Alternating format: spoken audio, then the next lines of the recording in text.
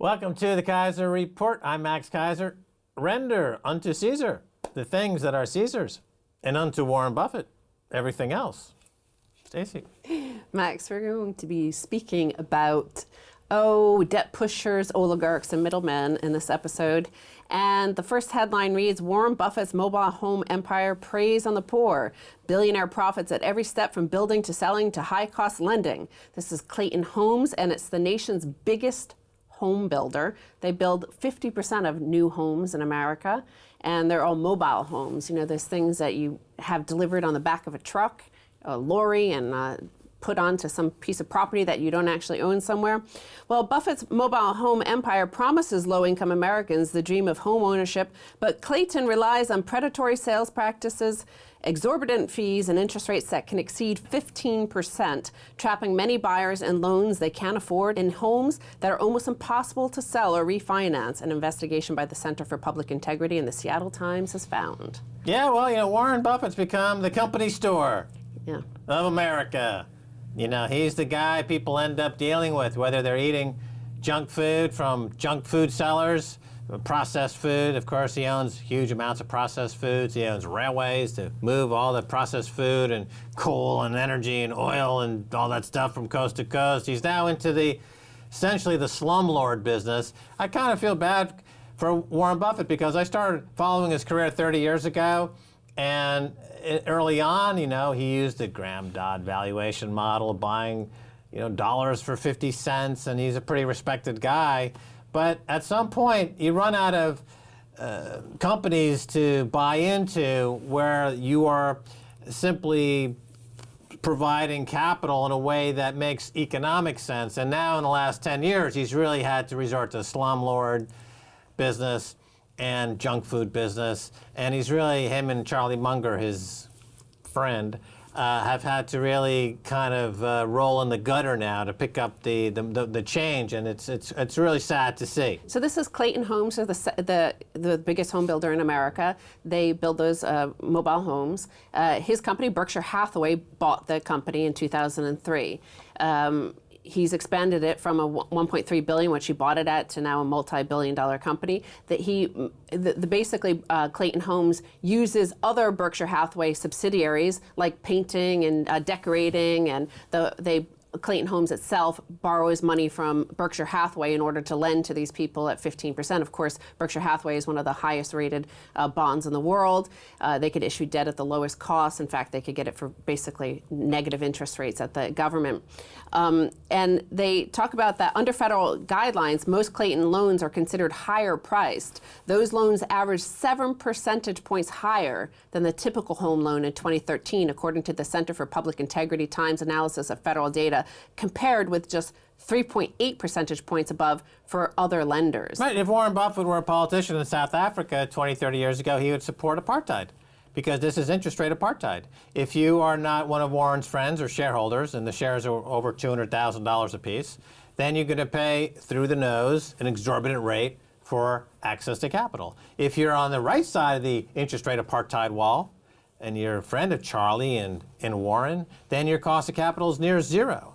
And let's face it, this Berkshire Hathaway is not about competition. It's an anti-competitive conglomerate that if there was any regulator in America, they would not let this conglomeration of thieving and slumlording take place. But of course, the regulators are in the pockets of people in the crony capitalist class like Warren Buffett. Well, they control 39% of the mobile home loan market. The next biggest competitor is Wells Fargo, which I think he's also a huge owner of. He's a big, remember that in 2008 when the financial system crashed, one of the biggest subsidiary recipients was Warren Buffett and Berkshire Hathaway. Yeah. Had he been forced to compete on a level playing field with other business people in America, we would be talking about him in the past and Berkshire Hathaway in the past as a company that unfortunately was not smart enough to survive the downturn. But because you got huge, billions, multi-billion-dollar handout and subsidies from the federal government. He's alive, that the parasite of Berkshire Hathaway has been allowed to continue and to grow and to suck the lifeblood out of the American economy. So Clayton owns 39% of the new mobile home loan market. Wells Fargo is the second biggest at 6%, just 6%. So they also maintain this like down home, shucks, we're just like regular folk sort of thing. They use the guy from the Duck Dynasty. Duck Dynasty. Quack, quack, quack. Yeah, I am a quacker for Warren Buffett. Quack, quack, quack. Yeah, they're slumlord, monetization of the slums as well. But it works because, like, there's a quote from here from a person who lives in Bug Tussle, Alabama. Bug Tussle? Bug Tussle.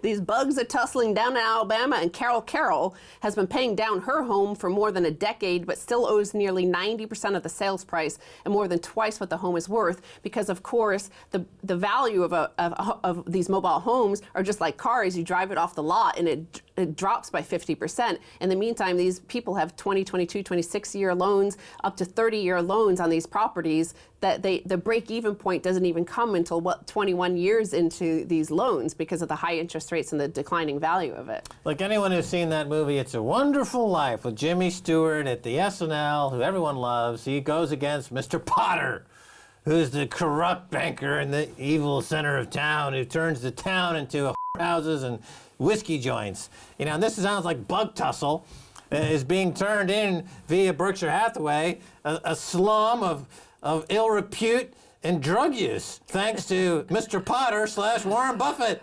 Well, Warren Buffett himself and Berkshire Hathaway actually issued a letter after this article to deny any of this, and they say they give people the ability to own their own property, sort of thing. So they're denying. We'll give them 40 acres and a mule.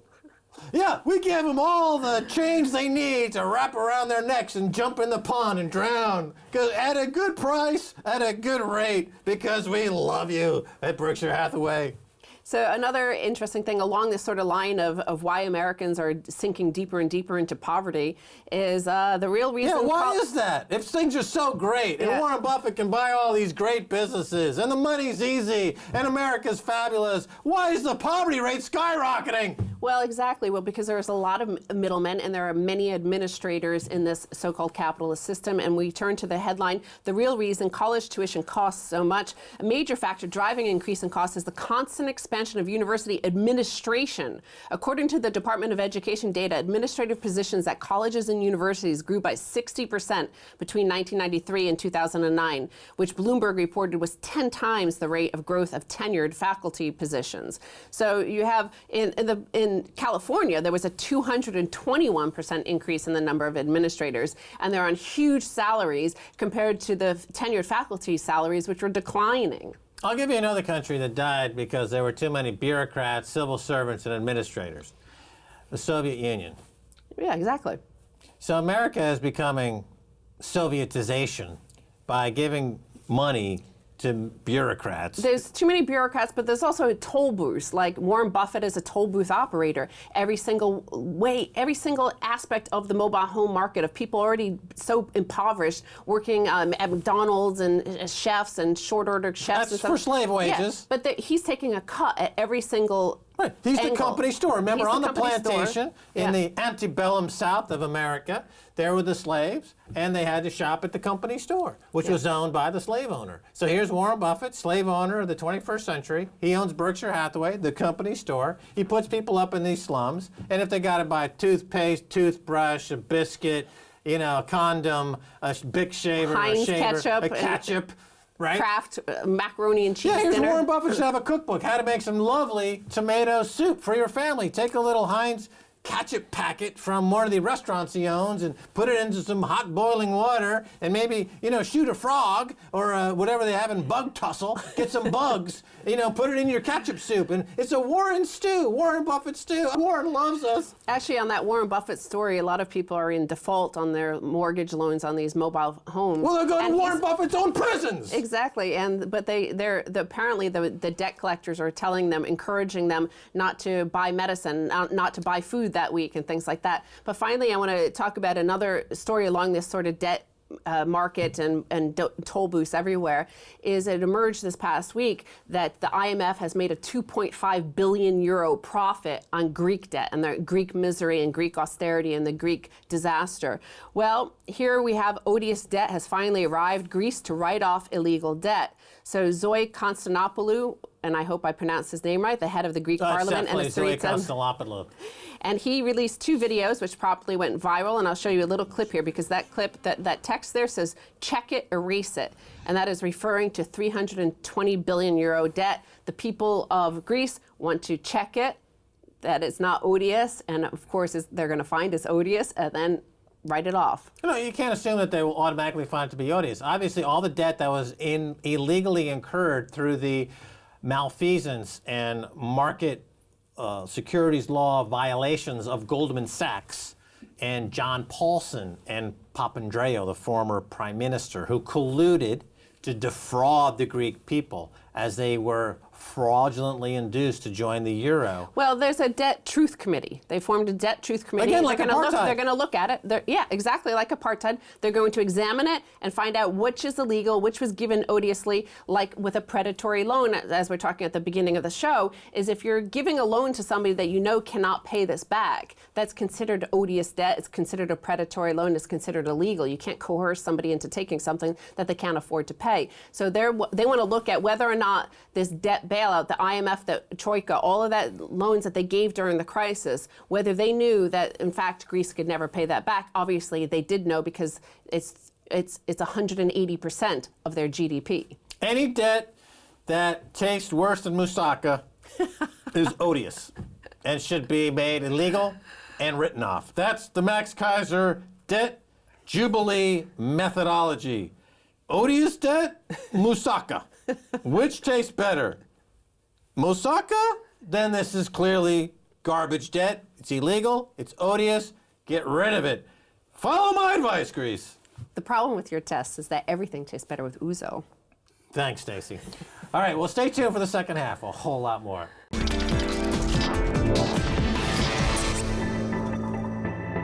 Welcome back to the Keiser Report. I'm Max Keiser. Time now to turn to internet and tech pioneer Halsey Minor. Among many things, Halsey founded CNET and co-founded Salesforce.com. Halsey's latest venture is BitReserve, a next-generation money service built on top of Bitcoin. Halsey, welcome to the Keiser Report. Oh, thanks for having me. So let me kind of lay out a scenario. Okay. I can send dollars, pounds, yen, gold, silver, platinum, palladium, like email, on the internet. I don't touch a bank. It's instantaneous, and my fees are almost zero. Is that true? Is that correct? It's true, and the banks say with 20 or 30 billion dollars and 5 more years they can do the same thing. But yes, it's today you can actually exchange significant forms of value, 4 metals and then 6 of the biggest currencies instantaneously and at no cost. Because and that's the value of the cloud. A friend of mine, I was sending him some cash and from a bank, and this just happened. And he's saying, well, you need the IBAN number, you need the routing number. Right. He said, well, this bank doesn't have it. It's a small bank. Another day went by. Another day went by. So just moving money around the world, Forex, foreign exchange, money in this way, it's time-consuming. It's costly, and so BitReserve is as easy as sending an email. I can send anybody any of these currencies and commodities. It just completely bypasses the banking infrastructure completely and entirely. Now, the way this happens, the way this comes off, the reason you can do this is there's an on-ramp. Correct. To get to this magical utopian place where banks are all Yeah, that's right. and that on-ramp is called Bitcoin. Today it's Bitcoin, that's Right? correct. So That's correct. Bitcoin allows you to. That's right. So you're using Bitcoin, you know, from what I gather, you don't really care much about Bitcoin other than the fact that it gets people to a place where they can do what you're doing here, which is fantastic. I've started cloud-based businesses in lots of different industries and have funded some. So the first 4-pay music service, Rhapsody, I was the initial investor. And so So I've used the cloud to make telecom simple, cheap, free, easy to use, which is now called Google Voice. CNET, we made content free and ubiquitous. So the cloud solves many, many problems of connecting lots of people or organizations and doing things very low cost and allowing for innovation. The problem was that there was no way to get value before Bitcoin. So I could build my cloud-based system, but I couldn't put anything in it. And of course, the banks wouldn't connect to you, because why would the bank connect to somebody who's instant, free, transparent, and hasn't, and allows people to innovate? But what happened was this sort of magic. The real magic was the innovation of Bitcoin. And in a way, it created gold. It created alchemy. Some of this stuff that wasn't here today and now has a significant amount of value. All right, so in 2009, the white paper is published. Satoshi Nakamoto comes out with Bitcoin, the protocol. Yeah. And this is a bit of magic. So you're an entrepreneur. Yeah. You've created startups. You've been co-founding startups. Salesforce.com. You put all the work of the salesman in the cloud, essentially, right. And it became a multi-billion-dollar company. So you look at this piece of magic, this code, this software, and you just recognize instantly as an entrepreneur that this is the magic missing piece to something, a problem that you have been mulling about for quite some time, which is how to send value over the internet instantaneously in a way like this. Correct, but there's another piece to it. The part of the reason the banks are the way they are is because they want to be that way. And the other part is because they have systems that are very old. And so what Salesforce did is it took this software that was in these companies that was old and didn't work very well and was incredibly expensive, and it replaced it with cloud-based software. And that's why they're a $50 billion company today, was because this old software inside of companies, Salesforce offered the vision of running cloud-based software for a fraction of the cost with way more innovation. Well, as it turns out, the same thesis applies to banks. Banks are running, old software that, has been around for, millennia, and they have no ability to innovate on top of it, but they also don't have an interest in innovating. The difference was Salesforce went to companies who wanted to innovate, but they couldn't because of their software. And so Salesforce offered the opportunities for companies new and old to basically start again and build new infrastructure. And we're basically creating a new banking system, monetary system really, from the ground up with new software. Now, Halsey, one of the interesting points here is that you talk about the cumbersome nature of the banking industry, the entrenched oligopoly, the fees, the tendency toward larceny, as I would describe it, within the banks. And it even gets even more ludicrous when talking about things like gold and silver, which have been money for thousands of years. And with Bit Reserve, am I correct in saying that I can send gold as easily? Yes, and instantaneously and free. And it's, again, because... But doesn't that mean that gold can reemerge as a currency?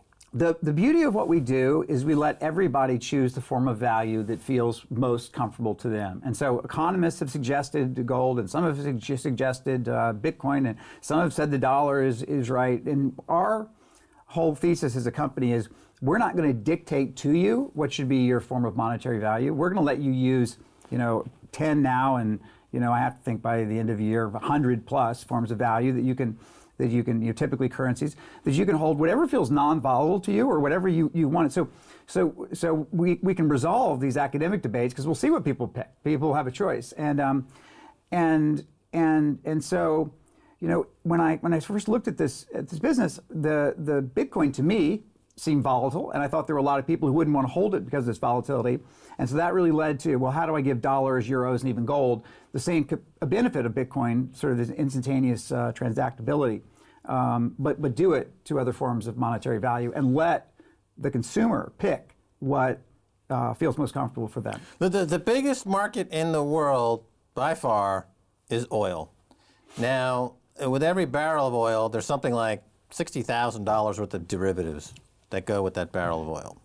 And there's an enormous middleman. It's an enormous political hot potato and creates wars, and all things are happening. On Bit Reserve, if I get this correctly, you're saying that you essentially could put oil on the blockchain, and I could send oil as easily as I send email, and it would completely transform the biggest market in the world. Is that true?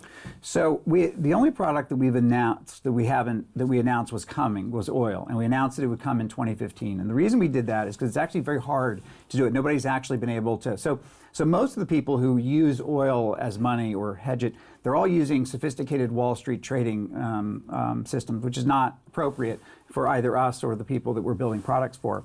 So what we did was we brought a whole bunch of partners in that we're now working with, because the idea is to create a form of value that rises and falls specifically with the value of oil. And again, it's to let people choose to take volatility out of their life. So if you're a truck driver or you're in a business like trucking, transportation that has big component that's related to the price of oil, you can just put money on the oil card and it will rise and fall with the price of oil.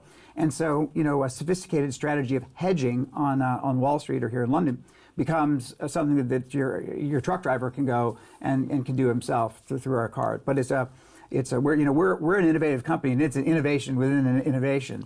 But I think we will have it out by the end of the year, and hopefully prices will still be low. So obviously, all the intermediaries, the bankers and the traders, of course, they would feel pressured by this. So is there going to be any kind of a major legal pushback? I know that in the music industry, in the recording industry, when P2P file swapping came around for videos and music, the MPAA and the RIAA, they were quite active. They arrested Kim.com in New Zealand with a SWAT team, for the exercising his constitutional rights. Aaron Swartz is a pioneer who was essentially chased to death. Okay, now you're kind of in that pioneer league of innovators. I don't want to put you exactly on that plateau, because then they'd come after you, and Chris Dodd would try to kill you like he did Aaron Swartz. But I'm saying, like, it's interesting because what we're actually doing are really two things. The first is we're creating more demand. So instead of buying oil that is going to be produced, we're buying oil that's going to be held as monetary value, just like gold is held today. So the gold that's held today that people own, that isn't being turned into jewelry, it's being held. And so the oil, same would apply to oil. And today, anytime you can create another buyer of oil, they're very happy. And when it comes to the government, wait a minute, let me jump in, because they're not very happy, because the intermediaries love to take their fat fees. I mean, the markets are not driven by supply and demand. The markets are driven by intermediaries taking big fat fees. And you're interrupting that. So you're putting yourself on the front line of some very powerful people. Now, I think it's fantastic, and I would love to see all the bankers disappear, because I think they're a negative influence on the economy. But, are you...